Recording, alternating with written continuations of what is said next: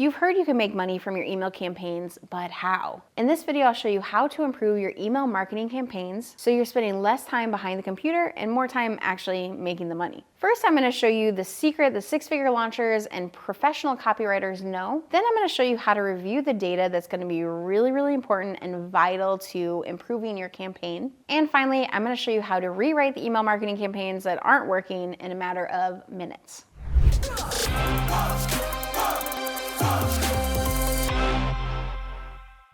So what makes for a good launch? The first thing is the hype, the things that you're getting them excited about, getting them curious about. We want to pique their curiosity so they want to keep paying attention. With so much noise on the internet, with so much noise in their daily life, a lot of people feel like they have 70,000, tabs open in their brain. With all of that happening, you really have to cut through the noise. So we can do that with entertainment, we can do that with curiosity, we can do that with information that gets them excited about something. Think about Apple, for example, and how people would literally stand outside or camp outside for days leading up to a new product release, a new iPad release, the new iPhone. That's the kind of excitement we want people to feel going into our launch. So what excitement, curiosity, and buzz are you creating?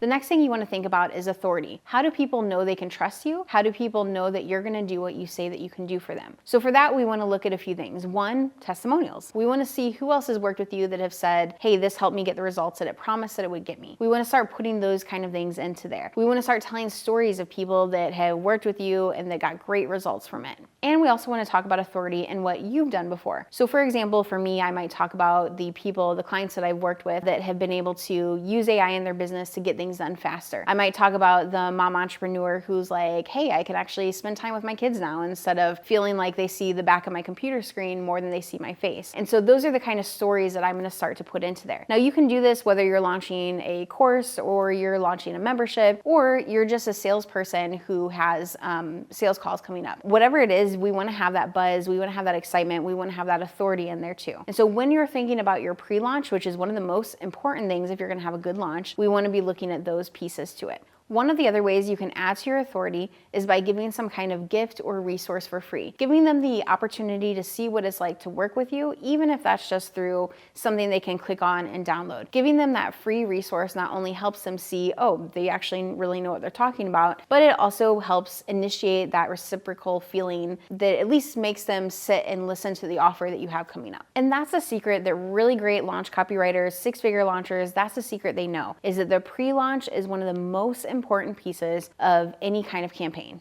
The next thing we want to look at is the data. So if we're looking to improve our email marketing campaigns, we want to look at the past data. Now, this is something that a lot of times people will forget to do or just decide not to do. I've worked with clients before, for example, where I will come in right after they do a launch and they'll say, yeah, I brought you in because my launch was terrible and I don't know what to do about it. Maybe I just need to do a new offer. And a lot of times they'll just hop from offer to offer to offer. If you've ever done that where you had a launch that you were like, oh, that was terrible, I need to create a new offer. If you've ever done that, just say offer below. I've done that too, so if you've done that, you're not alone. We're on the same page there. But most of the time, the reason people will bounce from offer to offer to offer, not really gaining any traction and wondering why their colleagues are getting so much more traction, making so much more money than them, is because they're not reviewing the data. So let me help you with that. What you're gonna do is look into your email campaign system and you're gonna look for reports. So in your reports, or it might say analysis or analyze, you're gonna look for the email sequences or the emails that you just sent out for that launch. So the pre-launch emails, the launch emails,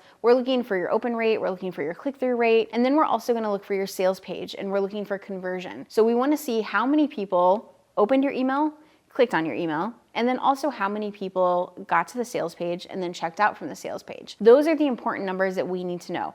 Once we know that, we can make an informed decision. The majority of the time that I work with people on this and we look at their numbers, I tell them, hey, great news, your launch actually wasn't bad. You actually had a great launch. The problem wasn't the launch, it wasn't the offer. People were opening the emails, people were reading the emails, people were clicking on the emails, and people were buying. You just didn't have enough traffic. The majority of the time, the issue is traffic. Now, if you're not reviewing your emails and you don't know that, then of course you're gonna bounce from offer to offer, trying to find the offer that's the right fit for your audience. The problem is you may already have that offer in your arsenal of offers. In fact, I would guess you probably already do. And the bigger issue is just traffic. Once you have those numbers from your email service provider, from whatever funnel builder you're using, you can copy and paste all of that into ChatGPT and have it analyze. Say, look at my offer, look at my information, look at the data, and I want you to tell me if my launch is a good launch or not based on standard conversion. It's gonna give you an idea if it is or not. Now, the other thing that I would do, instead of just having one number that you're like, all right, I need to hit this one number and that'll make it a success, is I'd recommend having a good, better, and best number. So your good number is like, all right, if I just did average stuff, I didn't try too hard, I just like did the average amount, I sent a few emails out, this is what I can expect.